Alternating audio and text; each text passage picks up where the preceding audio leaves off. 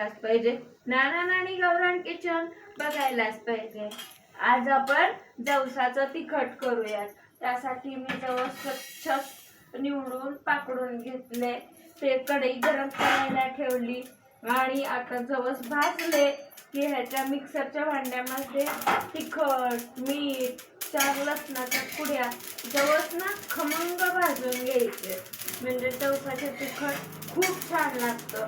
तोंडी लावायला, पानात वाढायला, आयत्या वेळेला, पोळीचा रोल करायला, अशा चटण्या करून ठेवल्या की बरं पडतं.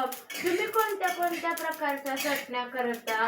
जवस खाल्लाच पाहिजे थंडीमध्ये किंवा 12ही महिने जवस हा खाल्लाच पाहिजे. हाडांसाठी चांगला असतो, औषधी पण आहे.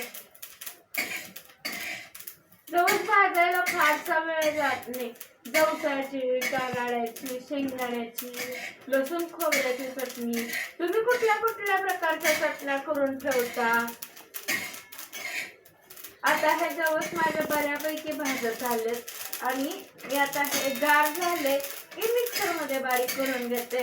पण दगडाचं जे उकळ असतं ना किंवा खलबत्ता असतो, त्या खलबत्त्यामध्ये ही जवसाची चटणी कुठली तर अप्रतिम लागते.